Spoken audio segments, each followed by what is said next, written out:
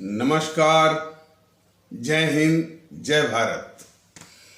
भारतीय अवाम ताकत दल अपने भारतीय भाई बहनों अर्थात अपने देश भारत की जनता अर्थात अपनी भारतीय अवाम से भारतीयता आधारित आपसी श्रद्धा, भारतीयता आधारित आपसी स्नेह, भारतीयता आधारित आपसी प्रेम, भारतीयता आधारित आपसी अखलाक मोहब्बत, भारतीयता आधारित आपसी सहयोग, भारतीयता आधारित आपसी सम्मान, भारतीयता आधारित आपसी एकता, भारतीयता आधारित आपसी भाईचारा, भारतीयता आधारित आपसी गंगा जमुनी तहजीब तथा भारतीयता आधारित आपसी सद्भाव को समझने व इन्हें आत्मसात करके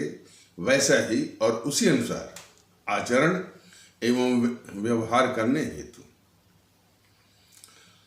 और इसके समस्त भारत में प्रचार प्रसार करने हेतु और इसकी अहमियत और महत्व को प्रत्येक देशवासी को समझाकर उसे अपनाते हुए वैसा ही और उसी अनुसार आचरण एवं व्यवहार करने हेतु और प्रत्येक देशवासी को अपना ही भारतीय भाई बहन मानकर, समझकर और अपनाकर उनके साथ वैसा ही और उसी अनुसार आचरण एवं व्यवहार करने हेतु सतत, सदैव और हमेशा अदब के साथ, आदर के साथ अर्ज करता है, विनती करता है। देखिए, कल जो है हमारे भारतीय समाज के, जैसा कि भारतीय अवाम ताकत दल इसके विषय में बिल्कुल स्पष्ट है कि हमारे भारतीय समाज के सबसे महत्वपूर्ण, सबसे क्रीम तबका है यादव कहे जाने वाले भारतीय भाई बहनों का। उनकी कुछ विशेषताओं का वर्णन किया गया है उसमें, और ये भी कहा गया है कि उनकी विशेषताएं और इस मुल्क के लिए उपयोगी जो जो जो उनकी क्वालिटीज हैं, जो उनके गुण हैं देश हित में, वो मूल्यवान हैं। इस सब होते हुए भी जब से ये मुलायम सिंह और अखिलेश यादव का पदार्पण हुआ है और तब से उनके वो गुण, वो मैंने देश उपयोगी जो प्रतिभा है, जो गुण है, उसको बहुत आघात पहुंचा है। और खास करके उस तबके में यानी वो बुराई आ गई जो कभी ठाकुर कहे जाने वाले या राजपूत क्षत्रिय कहे जाने वाले तबकों में तबके के कुछ तत्वों के द्वारा जो है वो बुराई जो है उसमें व्याप्त थी, जैसे दादागिरी और गुंडागर्दी ये था। लेकिन वही बुराई जो है अब हमारे यादव कहे जाने वाले जो भारतीय भाई बहन हैं उनमें आ गई। कब से? जब से ये मुलायम और अखिलेश का पदार्पण हुआ। और इसलिए जैसा कि पिछले एपिसोड में निवेदन किया गया था कि हमारे इस तबके के जो यादव कहे जाने वाले जो हमारे जो भारतीय भाई बहन हैं उनका ये परम दायित्व बनता है कि कम से कम इस देश के लिए, और देश का महत्व उनके लिए भी है और समझते भी होंगे, इस जातिवादी कलंक को मिटाने के लिए भारतीयता के माहौल में सबसे आगे आए।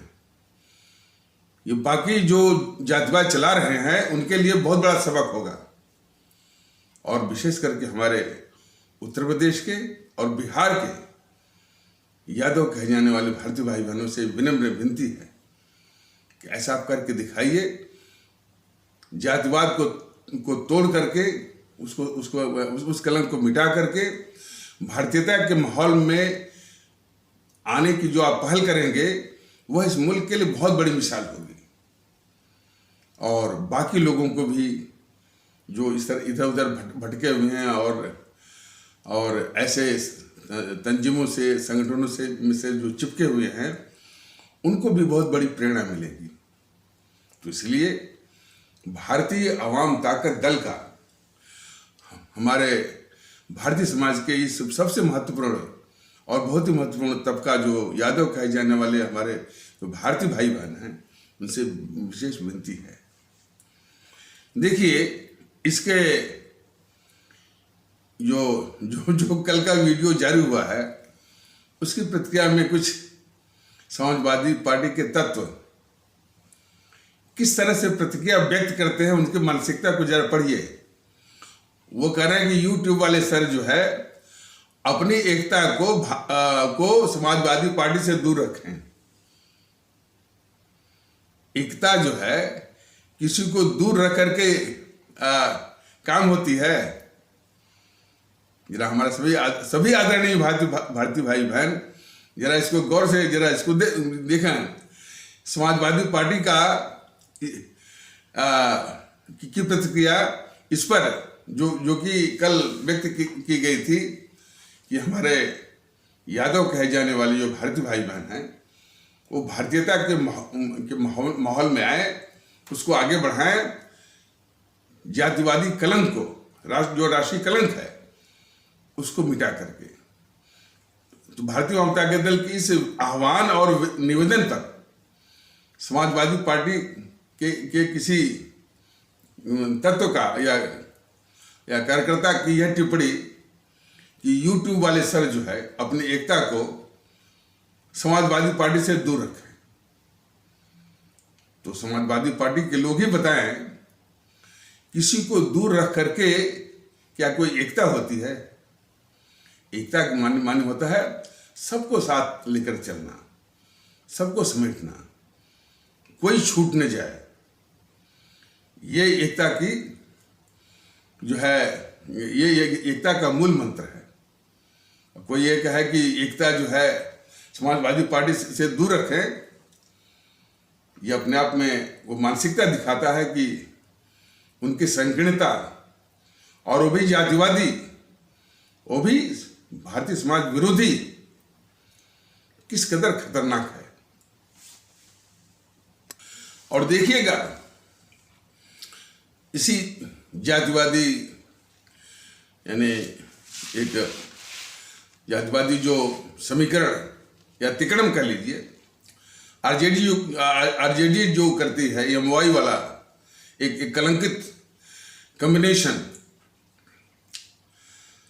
तो उसके भी कोई तत्व या कार्यकर्ता इसी प्रकार का बयान जारी करेंगे कि यूट्यूब वाले सर जो है भारतीय एकता जो है वो आरजेडी से दूर रखें। तो इस तरह की जो प्रतिक्रियाएं, वो प्रतिक्रियाओं से उनके दृष्टिकोण का, उनके सोचने का ढंग परिलक्षित होता है। एकता या भारतीय एकता सबको समेटने वाली बात होती है, सबको साथ में यानी ले चलने वाली बात होती है। और भारतीय जनता पार्टी की तरह नहीं कि भारतीय आवाम ताकत दल तो भारतीय एकता की बात करता है, और भारतीय जनता पार्टी अपने को राष्ट्रवाद का मुखौटा पहने हुए वो हिंदू एकता की बात करती है। कितनी खतरनाक बात। और शायद वो ये नहीं सोचती है कि जिस वक्त वो हिंदू एकता की बात करेगी तो ऐसे तत्व तो मौजूद है ना, तो इसलिए वो उसके जवाब में वो मुस्लिम एकता की बात करेंगे, ईसाई एकता की बात करेंगे, सिख एकता की बात करेंगे। इस तरह की अवधारणाएं जो है भारतीय एकता के लिए बहुत खतरनाक है और उनकी शत्रु है। तो यही भारत विरोधी कृत्य जो है भारतीय जनता पार्टी राष्ट्रवाद का मुखौटा पहन करके ये कर रही है। इसको हमारे आदरणीय भारतीय भाई बहन बिल्कुल ठीक से पहचाने कि मुखौटा जो पहना हुआ राष्ट्रवाद का, वो जो है किस तरह के भारत विरोधी कृत्य में वो लिप्त है। अभी एक वीडियो देखा गया तो उसमें मोदी महोदय, हमारे माननीय प्रधानमंत्री हमारे देश के, वो शौचालय के विषय में एक संदर्भ लेकर के वो नेहरू जी कहा करते थे। अब ये सवाल उठता है कि नेहरू के विषय में जो देश जागृत हो रहा है कि वह कितना खतरनाक था इस देश के लिए, और थोड़ी सी मोदी महोदय को याद दिलाना बहुत जरूरी है। मोदी महोदय, आप देश को बताइए कि ये वही नेहरू है जिसने जिस वीटो पावर के लिए आप संयुक्त राष्ट्र संघ की जो सुरक्षा परिषद है उसमें अस्थाई सीट वीटो पावर वाली के लिए आप दर आप भटक रहे हैं और आपकी सरकार भटक रही है। इसके पहले भी लोग प्रयास कर रहे थे। वो वीटो पावर वाली अस्थाई सीट सुरक्षा परिषद की भारत को मिली हुई थी मोदी महोदय, इसी गद्दार जवाहरलाल नेहरू ने हमारे दुश्मन चीन को थमा दिया। तो उस गद्दार जवाहरलाल नेहरू को आप नेहरू जी कहते हैं। यदि वो जरा कल्पना करिए मोदी महोदय, यदि वो वीटो पावर वाली अस्थाई सीट भारत के पास होती और चीन के पास नहीं होती, तो वो चीन जो है बार बार पाकिस्तानी आतंकवादियों को बचाने के लिए बार बार जो वीटो पावर का प्रयोग करके वो पाकिस्तान के आतंकवादियों को जो बचाता रहा है, तो ऐसा दुर्दिन भारत को न देखना पड़ता। वो सिर्फ गद्दार जवाहरलाल नेहरू के कारण। मोदी महोदय इस बात को जानिए, और आप शायद जानते भी होंगे, और जानबूझ करके इन गद्दारों को सम्मान दे रहे हैं और आप उनको जी कर रहे हैं। मोदी महोदय, ये वही जवाहरलाल नेहरू है जिसने हमारे दुश्मन माउंटबेटन से मिलकर के हमारे परम आदरणीय राष्ट्र महानायक, राष्ट्रभक्त शिरोमणि नेताजी सुभाष चंद्र बोस के खिलाफ वो दस्तावेज तैयार करवाया, और वो दस्तावेज में हमारे परम आदरणीय राष्ट्र महानायक, राष्ट्रभक्त शिरोमणि नेताजी सुभाष चंद्र बोस को अंतरराष्ट्रीय अपराधी बनाया गया। इस कदर का ये गद्दार है जवाहरलाल नेहरू, और आप उसको जी कर रहे हैं।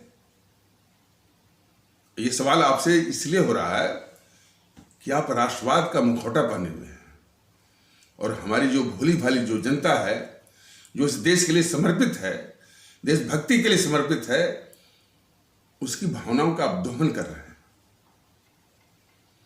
और गद्दारों को आप जी कर। आपके मुंह से कभी भी खुदीराम बोस की तारीफ नहीं दिखी, आपके मुंह से कभी भी सुब्रमण्यम भारती की तारीफ नहीं दिखी, आपके मुंह से कभी अशफाकुल्लाह जी की जो है तारीफ नहीं दिखी, चंद्रशेखर आजाद की तारीफ नहीं दिखी, तात्या टोपे की तारीफ नहीं दिखी, रानी लक्ष्मीबाई की नहीं दिखी, रानी गडलियू की तारीफ नहीं दिखी, रानी चंद्रमा की नहीं दिखी। आप इन गद्दारों को जी करके सम्मान दे रहे हैं। ये आपका राष्ट्रवाद है? देश के लोग देखें कि ये कितना छली और कपटी हैं देश के लिए। तो और मोदी महोदय, आपको जानना चाहिए और जानते भी होंगे, सन 62 की लड़ाई के पहले यही गद्दार जवाहरलाल नेहरू हमारी सेना के लिए एक सुई तक नहीं बनने दिया, और 62 की लड़ाई में हमारे सैनिक निहत्थे मारे गए, उनकी हत्या हुई। आप उसको जी कर रहे हैं, इस गद्दार को। और 62 के युद्ध के बहाने जो गद्दार जवाहरलाल नेहरू अपने देश का 72,000 वर्ग मील दुश्मन चीन को सौंपता है, उसको मोदी महोदय राष्ट्रवाद का मुखौटा पहन करके आप उसको जी कर रहे हैं, और आपको शर्म भी नहीं आ रही है। और आपको जानना चाहिए, और हमारे देश के लोग तो जागृत हो रहे हैं, जान भी रहे हैं। इसी पृष्ठभूमि में सन 62 के पहले ही ये गद्दार जवाहरलाल नेहरू चीन के प्रधानमंत्री चाओ एन लाई को बुला करके भारत विरोधी, भारत से धोखेबाजी करने वाला नारा लगवाया, हिंदी चीनी भाई भाई, हिंदी चीनी भाई भाई। इस धोखेबाजी भरा नारों के मध्य ये गद्दार जवाहरलाल नेहरू चीनी सेना को भारतीय क्षेत्र में घुसवाया, नेफा क्षेत्र में। नेफा नॉर्थ ईस्टर्न फ्रंटियर एजेंसी, जो कि आज की तारीख में अरुणाचल प्रदेश है। और जब देश को मालूम हुआ, मोदी जी, जब देश को मालूम हुआ, देश के लोगों ने इस गद्दार जवाहरलाल नेहरू से सवाल किया कि क्या बात है कि जहां एक और हिंदी चीनी भाई भाई, हिंदी चीनी भाई भाई के नारे लग रहे हैं, और दुश्मन चीन की सेना जो है हमारे क्षेत्र में घुस रही है। तो ये गद्दार जवाहरलाल नेहरू देश से झूठ बोला, कहा कि हमने चीन के नेताओं से बात कर ली है और चीन की सेना वापस हो जाएगी। वो चीन की सेना वापस नहीं हुई। और वहीं पर आज की तारीख में दुश्मन चीन ने आवासीय क्षेत्र, मतलब कि कॉलोनी टाइप का, उसकी जितनी भी आधारभूत सुविधाएं हैं, इंफ्रास्ट्रक्चर है, सब उसने विकसित कर लिया है। और उसी की जो है नासा, जो अमेरिका की जो है स्पेस एजेंसी है, उसने सैटेलाइट फोटो लेकर के उसने वायरल करवा दिया। और उसी सैटेलाइट फोटो को के आधार पर किसका, जो कि 1959 में गद्दार जवाहरलाल नेहरू चीनी सेना को घुसवाया था और झूठ बोला था कि चीनी सेना वापस हो जाएगी, जो कि वापस नहीं हुई थी। और जो कि आज की तारीख में एक आवासीय क्षेत्र चीन के द्वारा विकसित किया गया है। उसी का सैटेलाइट फोटो के आधार पर ये गद्दार राहुल गांधी आप पर आरोप लगाया कि मोदी ने चीन को घुसवा दिया। तो आप न तो इस गद्दार राहुल गांधी को जवाब दे पाए और आपकी पार्टी दे पाई, और न ही उस गद्दार जवाहरलाल नेहरू को आपने बेनकाब किया। ये आपका राष्ट्रवाद की असलियत देश के सामने आ रही है। और सबसे बड़ी बात, मोदी महोदय, देश को किसने बांटा है बताइए? देश को कम से कम इतना बता दीजिए कि देश का विभाजन किसने करा है। कम से कम देश इस ऊहापोह से बाहर तो आए। इतना तो आप जानते हैं, इतना तो आप भी मोदी महोदय जानते होंगे कि देश विभाजन का प्रस्ताव कांग्रेस ने खुद पास किया हुआ है।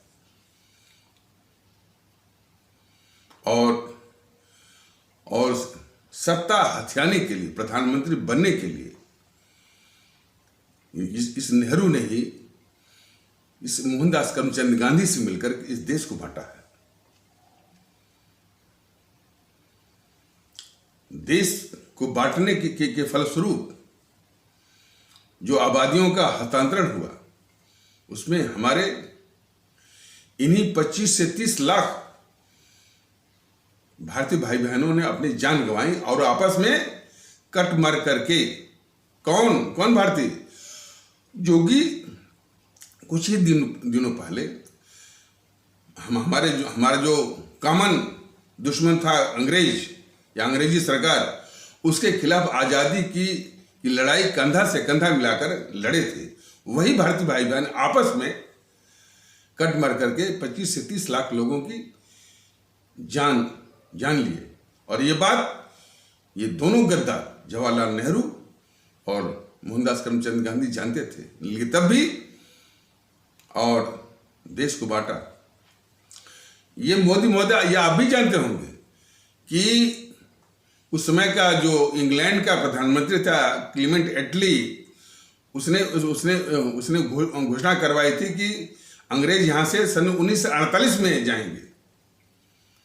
लेकिन नेहरू को सत्ता हथियाने की हवस इतनी हावी थी कि 1 साल पहले ही और देश विभाजन के लिए जो रेखा खींचने के लिए जो अंग्रेज नियुक्त था, उसका नाम था रेडक्लिफ।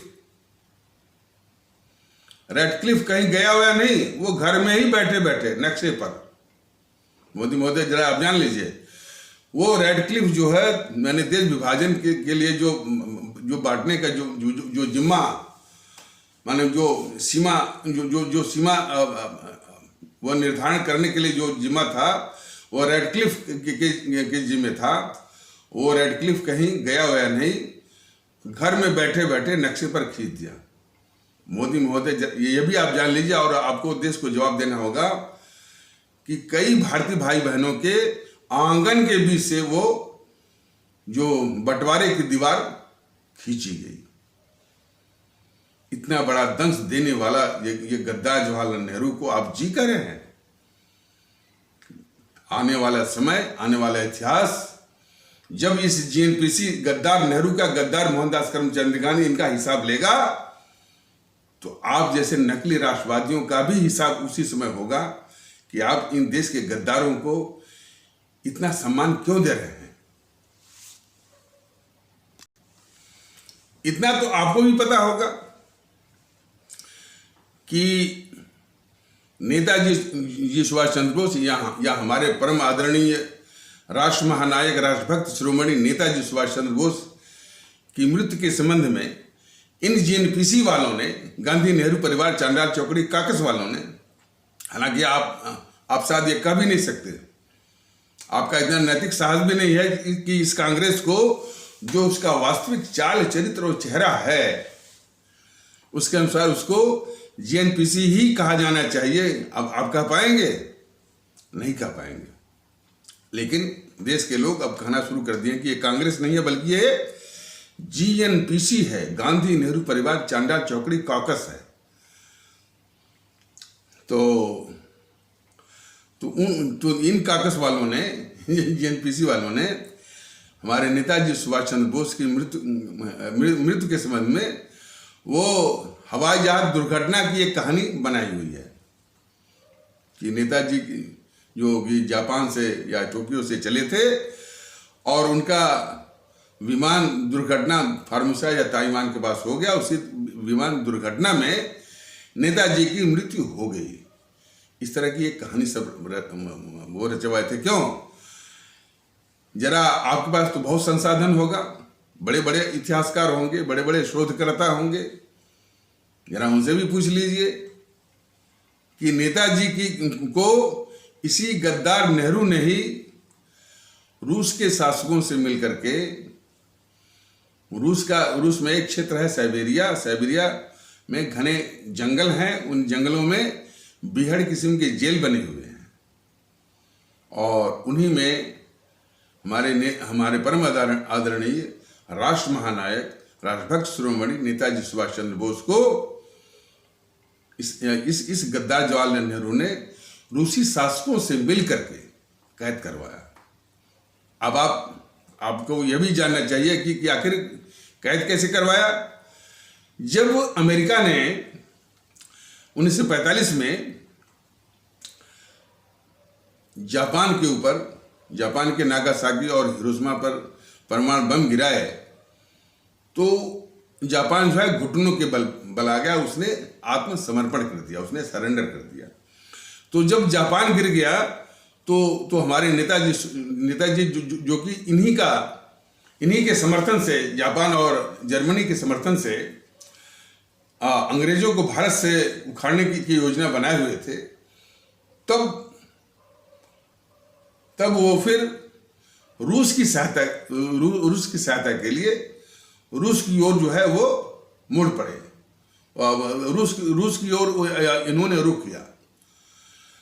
नेताजी सुभाष चंद्र बोस पर जो है दुश्मन ब्रिटेन, दुश्मन अमेरिका की नजरें गड़ी हुई थी कि कहां पर हैं, और ये गद्दार जवाहरलाल नेहरू जो कि सुभाष चंद्र बोस जी को अपना सबसे बड़ा राजनीतिक महत्वाकांक्षा के रास्ते का सबसे बड़ा रोड़ा मानता था, तो यह भी उसी प्रकार ये गद्दार जवाहरलाल नेहरू यह भी यानी बराबर इसी फिराक में था कि नेताजी कहाँ पर हैं। तो किसी इंटेलिजेंस एजेंसी अमेरिका की उसने व्यंग में कहा कि अरे नेहरू, तुम्हारा दोस्त, माने दोस्त व्यंग में, तुम्हारा दोस्त रूस में टहल रहा है। तो इस प्रकार रूसी शासकों से मिलकर के और हमारे परम आदरणीय राष्ट्र महानायक, राष्ट्रभक्त शिरोमणि नेताजी सुभाष चंद्र बोस को वही रूस का जो साइबेरिया क्षेत्र है, साइबेरिया के क्षेत्र में जो घने जंगल हैं, घने जंगलों में जो बेहद जेलों में से एक जेल में बंद करवाया। मोदी महोदय, आपको जानना चाहिए और देश को बताइए भी, उनमें हमारे नेताजी सुभाष चंद्र बोस को निर्मम यातनाओं के साथ ये नेहरू रूसी शासकों के द्वारा हत्या करवाया। इस साजिश का भंडाफोड़ न हो जाए, लोगों का ध्यान भटकाने के लिए ये गद्दार जवाहरलाल नेहरू झूठी कहानी रचवाया कि नेताजी सुभाष चंद्र बोस की मृत्यु विमान दुर्घटना में हुई है ताइवान के पास। आप ऐसे गद्दार को आप जी कह रहे हैं। और आपको जानना चाहिए कि आपके जो अटल बिहारी वाजपेयी महोदय जब प्रधानमंत्री थे, एनडीए की सरकार थी 1998 से लेकर 2004 वाली, उसी समय पटना हाईकोर्ट के आदेश से तीसरा कमीशन सुभाष चंद्र बोस की मृत्यु के संबंध में जो तीसरा कमीशन बना था, मुखर्जी कमीशन, उसने अपना निष्कर्ष दिया है कि नेताजी सुभाष चंद्र बोस की मृत्यु विमान दुर्घटना में हुई थी, ये वाली कहानी सही नहीं है, सत्य नहीं है, झूठी है। साबित हो चुका है मोदी महोदय। और वो झूठी कहानी ये गद्दार जवाहरलाल नेहरू क्यों नचवाया, आप इसको जानने की कभी चेष्टा आपने किया? कभी नहीं किया। और सुभाष चंद्र बोस के संबंध में जो फाइलें हैं, जिन फाइलों का आपने मुख्यमंत्री, जब आप गुजरात के मुख्यमंत्री थे, चंद्र कुमार बोस जो सुभाष चंद्र बोस के पोते थे, उनसे मिलकर के आपने वादा किया था कि आपका जब वक्त आएगा तो वो जो जिन फाइलों को, मैंने सुभाष चंद्र बोस से संबंधित जितनी फाइलें हैं, जिनको ये जेएनपीसी की सरकारें दबा के बैठी हुई हैं और पूछे जाने पर ये एक झूठा बहाना करती हैं कि यदि इन फाइलों को सार्वजनिक किया गया तो कई देशों से वो संबंध खराब हो जाएंगे। ये भी कितना भौंडा किस्म का उत्तर है, ये भी हमारे भारतीय भाई बहन जाने, और मोदी महोदय आप भी जानिए कि कितना भौंडा किस्म का ये उत्तर है कि यदि सुभाष चंद्र बोस के संबंध में जो जिन फाइलों को ये सरकार दबा के बैठी है, उस पर गेंडुली मार के बैठी हुई है, उसको यदि सार्वजनिक किया गया तो कुछ देशों के साथ संबंध खराब हो जाएंगे। तो इनके अनुसार जो है कुछ देशों का महत्व हमारे परम आदरणीय राष्ट्र महानायक, राष्ट्रभक्त शिरोमणि नेताजी सुभाष चंद्र बोस से अधिक महत्वपूर्ण दिखता है। इस तरह के गद्दार छुपे हुए हैं हमारे देश में। बहाना कर रहे हैं कि यदि उनकी फाइलें हम सार्वजनिक की गई तो कुछ देशों से संबंध खराब हो जाएंगे। तो मोदी महोदय, आपने 2-1 फाइलों को मैंने तो निकलवाया, लेकिन फिर वही फाइलें अभी भी आपकी सरकार उसको दाब करके उस पर गेंडुली मारकर उसी प्रकार बैठी हुई है जिस प्रकार एनपीसी की सरकार ने उस पर गेंडुली मारकर बैठ करके ये झूठा एक तर्क देती रहे कि यदि इन फाइलों को सार्वजनिक किया गया तो कुछ देशों से संबंध खराब हो जाएंगे, वो उसी तर्ज पर। और आप तमगा लूटते हैं कि आपने सुभाष चंद्र बोस जी को सम्मान दिया। जो फाइलें आपकी सरकार जो है उसी प्रकार दबा के बैठी है, और आरटीआई के सवाल के जवाब में फिर उसी तरह का तर्क दिया जा रहा है आपकी सरकार के द्वारा कि यदि इन फाइलों को सार्वजनिक किया गया तो कुछ देशों से भारत के संबंध खराब हो जाएंगे। आपको शर्म आनी चाहिए। आप अपने को राष्ट्रवादी कहते हैं। नेताजी सुभाष चंद्र बोस को आपने अपमानित किया, सरदार पटेल की आपने माने मूर्ति वहाँ आनंद में या खेड़ा में स्टैचू ऑफ यूनिटी जो है विश्व की सबसे ऊंची मूर्ति आपने बनवाई, वो सही है, कोई बात नहीं है।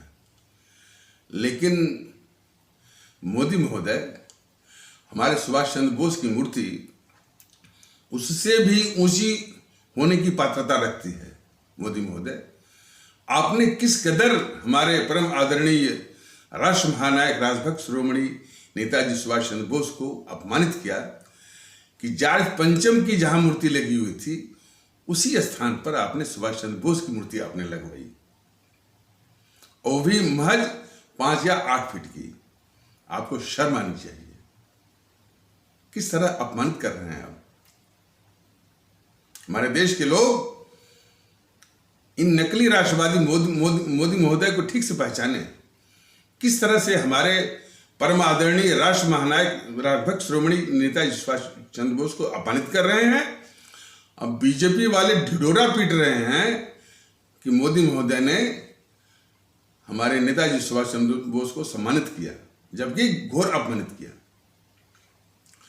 तो मोदी महोदय, आप इन गद्दारों को, नेहरू को आप जी कहेंगे, उस गद्दार मोहनदास करमचंद गांधी को या उसी प्रकार राष्ट्रपिता, अहिंसा का पुजारी, सत्य का पुजारी के रूप में पूजा करेंगे, और हमारे जो वास्तविक जो देशभक्त रहे, क्रांतिकारी रहे, अमर शहीद रहे, उनको अपमानित करते रहेंगे। ये आपका राष्ट्रवाद है। तो और आगे चलिए, आपकी पार्टी इन गद्दारों को बचाती कैसे है, कुछ नमूने जरा आप भी सुन लीजिए। कन्हैया कुमार, जिसने सरेआम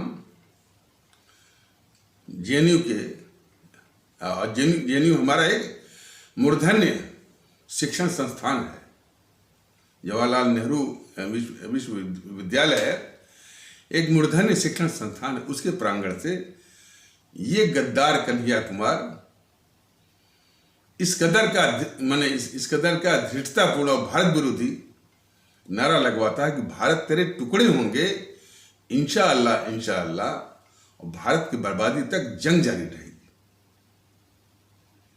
इतने बड़े गद्दार को आपने कैसे बचाया, यह देश ने देखा होगा।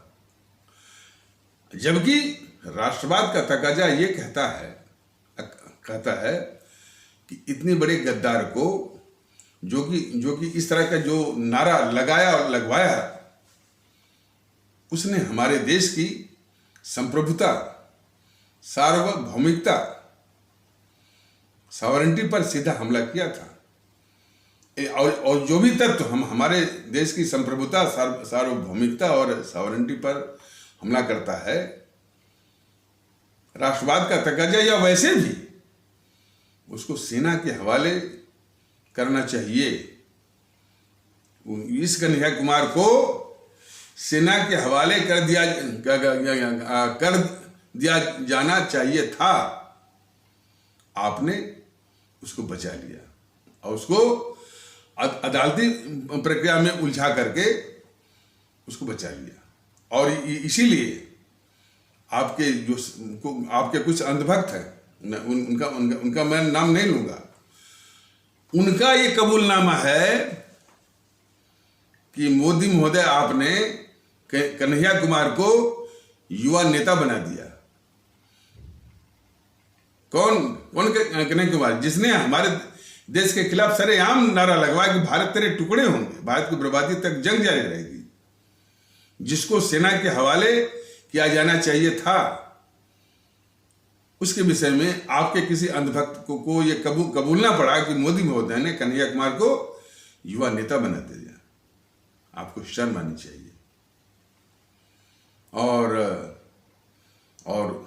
उसको लेकर के तमाम देश के गद्दारों को मौका मिला इस गद्दार कन्हैया कुमार का समर्थन करने का। सबसे बड़ा गद्दार राहुल गांधी ने समर्थन किया, संसद में भी आपके सामने ही समर्थन किया, संसद में और सड़क पर भी। कम्युनिस्ट वालों ने भी समर्थन किया। कम्युनिस्ट का वो सीताराम येचुरी, डी राजा, प्रकाश करत, इन सबों ने समर्थन किया। और एक गद्दार केजरीवाल, जिसको आप 10 साल से पाल रहे हैं मुख्यमंत्री के रूप में, धारा 356 के रहते हुए इस गद्दार को पाल रहे हैं, उसने भी समर्थन किया था इस गद्दार कन्हैया कुमार का। और उसकी जो फाइल या चार्जशीट वाली फाइल कन्हैया कुमार की, जो दिल्ली पुलिस ने 36 महीने में फाइल बनाई, उस फाइल पर यह गद्दार केजरीवाल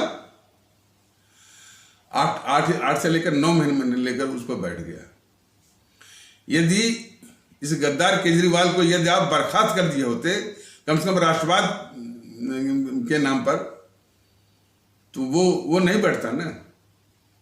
वो कन्हैया कुमार की फाइल पर जो 8-9 महीने बैठ गया, वो नहीं बैठता। तो सारे देश विरोधी कृतियां जो है आप कर रहे हैं और करवा रहे हैं, भारत विरोधी। और फिर इसके बाद देश के खिलाफ गद्दारी करने वालों का तांता लग गया, वो सिर्फ आपके कारण। फिर इसमें जो मीडिया में किशोर आजवानी आए, उसे टॉक शो चलवाया, बॉलीवुड से जो है गद्दार जावेद अख्तर आया, उसके साथ उसकी इस देश की गद्दार शबाना आजमी आई। इस गद्दार कन्हैया कुमार के पक्ष में चुनावी प्रचार करने के लिए बेगूसराय में, जिसको कि इन गद्दार कम्युनिस्टों ने लोकसभा का टिकट दिया था 2019 का। तो देश में जो छुपे हुए भारत के दुश्मन हैं, उनके द्वारा गद्दारी करने का मौका आपने दिया। आप इस कदर राष्ट्रवादी हैं। और आपकी पार्टी गद्दार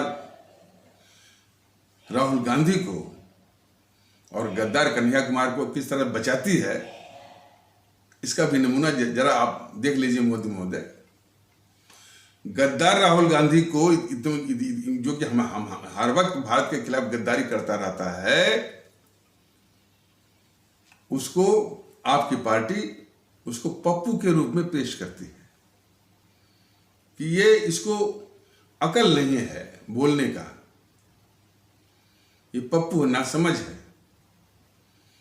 तो जरा बताइए, एक खतरनाक किस्म का देश विरोधी वो राहुल गांधी है, यदि आप उसको पप्पू कह देंगे तो लोगों को आप ये समझाने का प्रयास कर रहे हैं कि अरे भाई छोड़िए, यह देश का गद्दार हो नहीं सकता, इसको अकल ही नहीं है।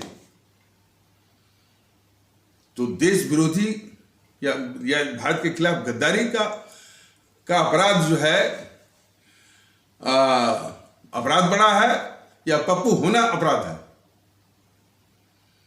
तो देश के गद्दारों को बचाने की किस तरह से साजिश आपकी भारतीय जनता पार्टी कर रही है इस राहुल गांधी को बचाने की, और इसके गद्दारियों का लंबी फहरिस्त है। डोकलाम का मुद्दा, वुहान में जो चीन के कम्युनिस्ट पार्टी से समझौता किया, सर्जिकल स्ट्राइक पर जो सबूत मांगे, बालाकोट स्ट्राइक पर जो सबूत मांगे, वो लद्दाख जो 2.5-3 साल पहले लद्दाख के मुद्दे पर जो है, जो भारत की सेनाएं और दुश्मन चीन की सेनाएं जो आपस में डटी हुई थी, तो चीन की जो प्रोपेगेंडा मशीन ग्लोबल टाइम्स की झूठी और जो आधारहीन भारत विरोधी दुष्प्रचार था, उसी को आधार बना करके ये गद्दार राहुल गांधी चीन के पक्ष में, दुश्मन चीन के पक्ष में और भारत के खिलाफ जो माहौल बनाता रहा, सारी है। लेकिन आपको असर नहीं है, आप एक झूठे राष्ट्रवादी इस देश के दुश्मन को बचा रहे हैं। कन्हैया कुमार को आपकी पार्टी कैसे बचाती है? कन्हैया कुमार को गद्दार नहीं कहती है। और जरा आप ये भी जान लीजिए मोदी महोदय कि ये इस देश की जो दुश्मन मीडिया है, इसी गद्दार कन्हैया कुमार से एक मैंने राष्ट्रवाद पर वो प्रलाप करवा रही थी मीडिया को, कोई टीवी चैनल। उस प्रलाप में आपका प्रवक्ता समित पात्रा भी शामिल था। तो किस तरह से नकली, झूठे और छली कपटी राष्ट्रवादी आप लोग हैं। तो उस घोर गद्दार कन्हैया कुमार को किस तरह आपकी पार्टी बचाती है, उसका भी नमूना जरा आप जान लीजिए। आपकी पार्टी के लोग जो है इस गद्दार कन्हैया कुमार को गद्दार नहीं कहते, क्या कहते हैं? टुकड़े टुकड़े गैंग। टुकड़े टुकड़े गैंग कहते हुए हमारी जनता भ्रमित होती है। किस चीज का टुकड़ा? कागज का टुकड़ा, लकड़ी का टुकड़ा, ईंट का टुकड़ा। गद्दार कहो ना, टुकड़े टुकड़े गैंग क्या होता है? तो इस तरह की शब्दावलियों को गढ़ करके बीजेपी देश के गद्दारों को किस तरह से बचा रही है, यही बीजेपी के राष्ट्रवाद की असलियत है। और आपके पार्टी के लोग इस तरह से करते हैं, माने जो इस तरह से चेष्टा करते हैं। यदि घृणा करना भी है तो जब तक वो ये सिद्ध न हो जाए कि वो इस्लाम आस्था वाले भारतीय भाई बहनों के तबके से संबंधित है, उसका नाम। जैसे केजरीवाल को केजरुद्दीन, राहुल गांधी को राहुल खान, और अखिलेश यादव को मौलाना, अब अखिलेश यादव, और उनको भी मौलाना बोलते थे, मुलायम सिंह को भी मौलाना अखिलेश यादव, मौलाना मुलायम सिंह। और मतलब कि इस्लाम आस्था वाले भारतीय भाई बहनों के तबके, मतलब जिनको आप परंपरागत रूप से मुसलमान कहते हैं, जब तक वो शब्द न लग जाए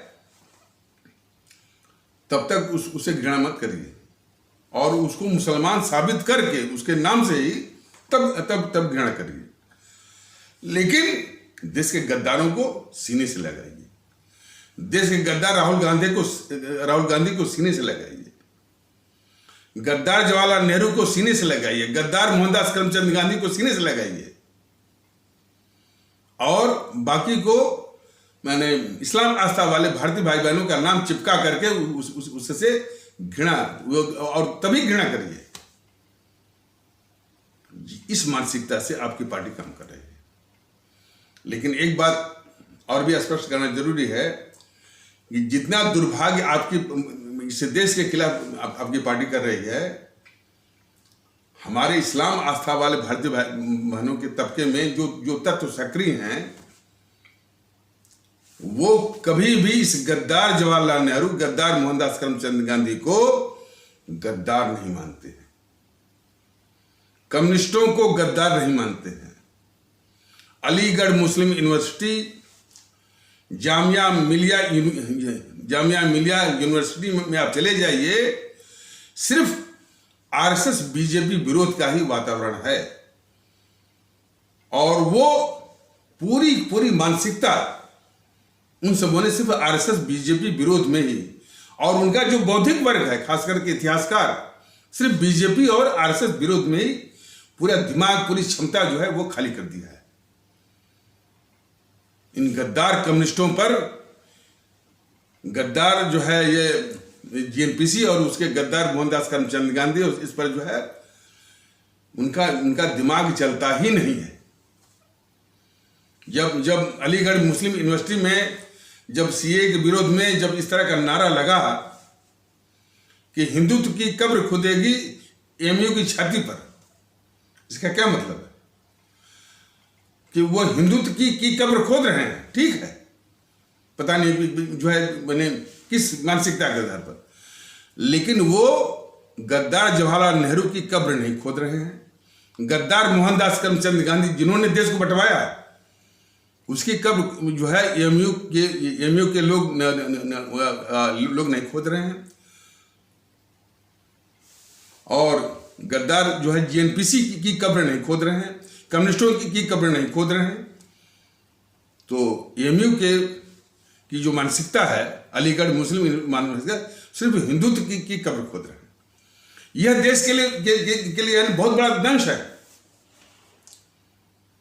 बहुत बड़ा दंश है कि किस तरह की मानसिकता जो है वो तत्व जो है वो फैला रहे हैं। खास करके हमारे इस्लाम आस्था वाले भारतीय भाई बहनों का जो बौद्धिक वर्ग है किसी भी रूप में, वो और इस देश के लिए अभिशाप बना हुआ है, बीजेपी से यानी कई गुना। और ये बताना मैंने बहुत जरूरी, सुनने में आया है कि वो पुष्पेंद्र कुलश्रेष्ठ और उसके साथ कोई आनंद रंगनाथन किसी कोर्ट में पेश हुए हैं, शायद, जो भाईचारा पर जो उसने उसका उपहास किया है कि भाईचारा मतलब कि है कि वो भाईजान बन गए और हम चारा बन गए इत्यादि। ये तो भारतीय जनता का दल जमाने से कह रहा है कि ये गद्दार किस्म का पुष्पेंद्र कुलश्रेष्ठ जो है हमारे भारतीय समाज के लिए जितने भी मार्मिक तत्व हैं, एकता है, भाईचारा है, सद्भाव है, उसी का मजाक उड़ाता है, उसी का उपहास करता है, उसी पर व्यंग कसता है इतना। और हमारे इस्लाम आस्था वाले हमारे इस्लाम आस्था वाले भारतीय भाई बहनों और इस्लाम पर हमेशा उसको नीचा दिखा करके, कटाक्ष करके जो है नफरत फैलाता है। लेकिन इसमें यह है कि पुष्पेंद्र कुलश्रेष्ठ अकेला नहीं है। यदि पुष्पेंद्र कुलश्रेष्ठ के साथ और एक बात और, सिर्फ कोर्ट में पेशी होने से क्या आप समझते हैं कि पुष्पेंद्र कुलश्रेष्ठ और उनके साथ जो और भी थे, वो आनंद रंगनाथन इत्यादि जैसे लोग, इनकी आदतें और इनके करतूत जो है वो छूट जाएंगे? ये हम आप हैं, ये आवाम है जो कि ऐसे माने भारत विरोधी तत्वों में माने ये पुष्पेंद्र कुलश्रेष्ठ जैसे भारत विरोधी तत्वों को ताकत दे रही है उनकी सभाओं में जाकर के। पुष्पेंद्र कुलश्रेष्ठ अकेला नहीं है। अकबरुद्दीन ओवैसी जब ये बोलता है कि हमने जो है इनके ऊपर शासन किया, 15 करोड़ 100 करोड़ के ऊपर भारी, और हमको और जो है सिर्फ 15-20 मिनट के लिए सेना पुलिस हटा लीजिए, मैं कितनी मारकाट मचाऊंगा इस भारत में। तो किस कदर इस देश में नफरत फैलाने, उसको भी अब पता नहीं वो शायद कोर्ट से शायद छूट भी गया वो अकबरुद्दीन ओवैसी। हमारा ये कहना है अपनी आवाम से कि ये कोर्ट के बूते का नहीं है कि इन देश विरोधी ताकतों का इलाज और उनकी आदतों को ये छुड़वा सकें। या हम आप हैं जो कि उसको ताकत दे रहे हैं और हम ही आप उसकी आदत छुड़वा सकते हैं और उनकी औकात दिखा सकते हैं। तो जैसा कि पहले भी बताया गया है, हमारी आवाम जो है इनकी सभाओं में जाना बिल्कुल बंद कर दें, इनकी सभाओं को शून्य करिए।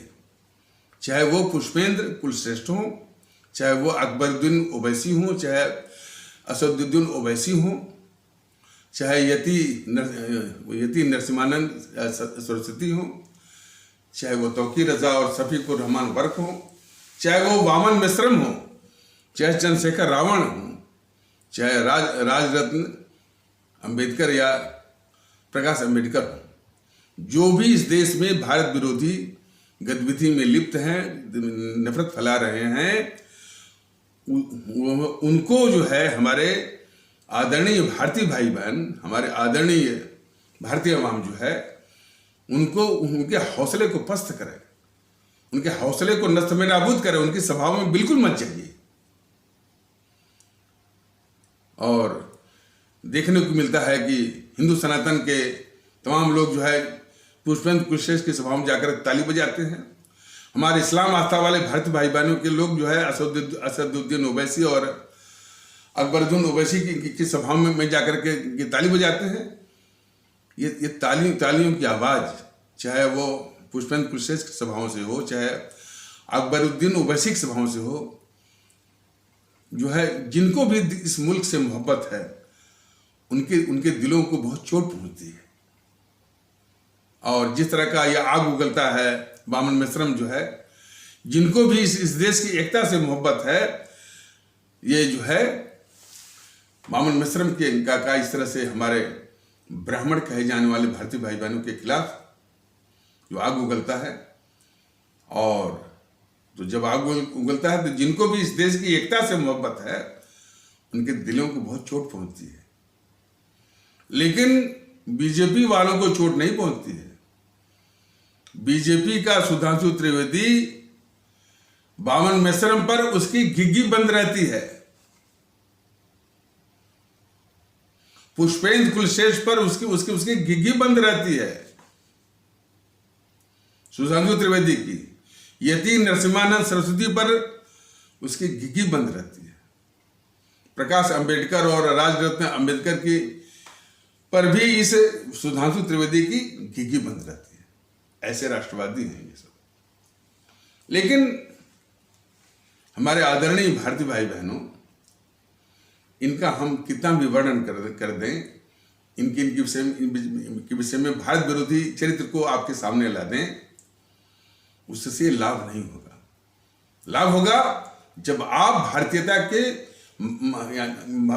के महात्म्य को, उसके महत्व को, उसकी अहमियत को आप पहचानिए।